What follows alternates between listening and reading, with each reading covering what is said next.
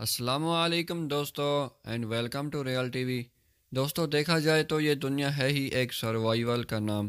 ہم نوکری کاروبار صرف اپنے اور اپنی فیملی کے لیے ہی کرتے ہیں، لیکن بعض اوقات قدرت انسان کا امتحان لیتی ہے اور انسان کو ایسے امتحان میں ڈال دیتی ہے جہاں انسان کو اس امتحان سے گزرنا کسی کرشمے سے کم نہیں ہوتا۔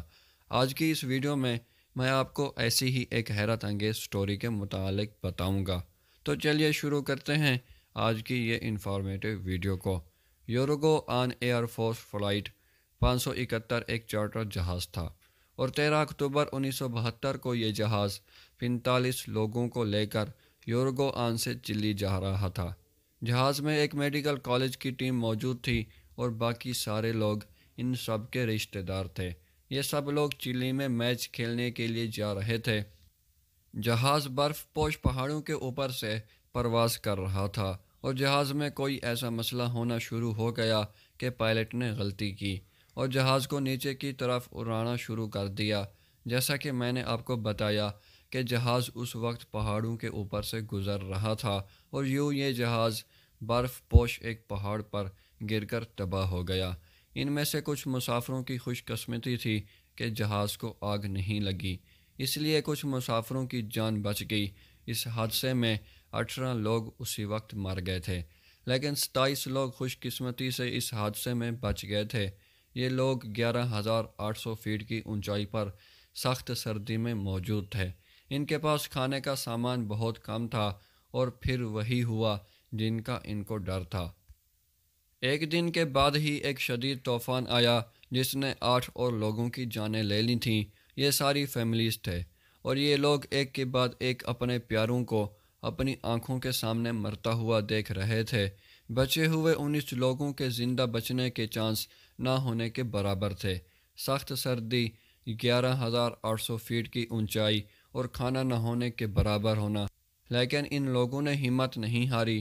ان کا خیال تھا کہ شاید ان کو کوئی ریسکیو ٹیم ڈھونڈتے ہوئے آ جائے۔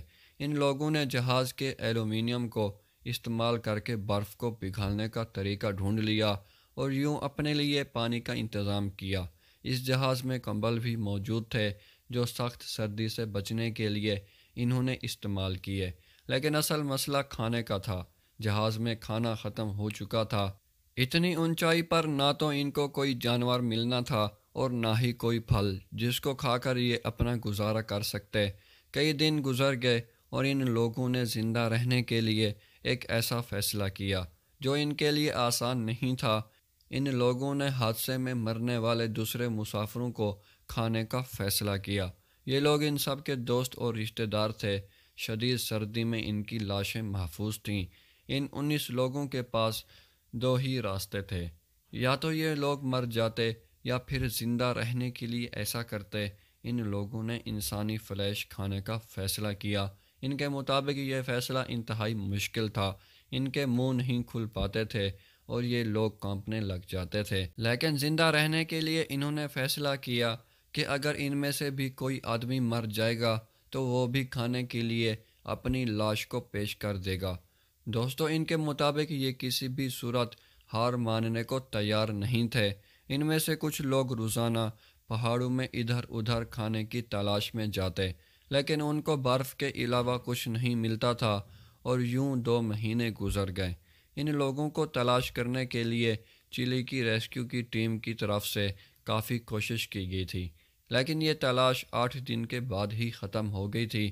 اس کی خبر ان لوگوں کو مل چکی تھی کہ اب ان کو کوئی ڈھونڈنے کو نہیں آئے گا۔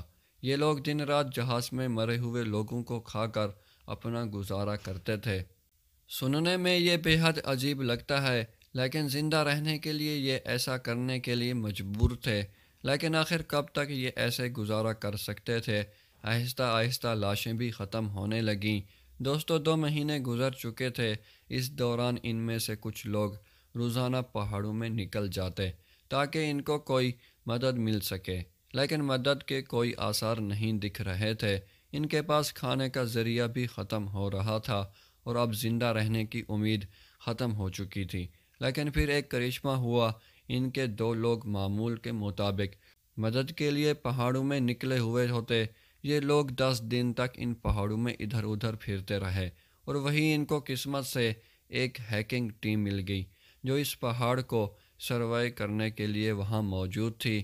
اس ٹیم نے فوراً اپنے کیمپ سے رابطہ کیا اور یوں 22 دسمبر 1972 کو تقریباً 72 دن تک گزارنے کے بعد ان 16 لوگوں کو ریسکیو کر لیا گیا۔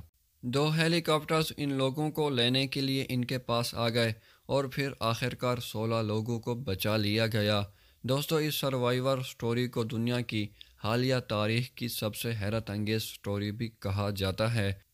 اس کہانی پر کئی فلمز بھی بن چکی ہیں اور بچے ہوئے لوگوں میں سے ایک نے مطالعے کی ایک کتاب بھی لکھی ہے۔ ان 16 لوگوں میں سے کچھ لوگ ابھی بھی زندہ ہیں۔ دوستو، مجھے امید ہے یہ ویڈیو آپ کو پسند آئی ہوگی۔ اگر پسند آئی ہے تو لائک کر دیں اور میری ایسی انٹرسٹنگ ویڈیوز دیکھنے کے لیے میرے اس چینل کو بھی سبسکرائب کر دیں۔ ملتے ہیں ایک اور نئی ویڈیو میں، تب تک اپنا بہت سارا خیال رکھیے گا۔ اللہ حافظ۔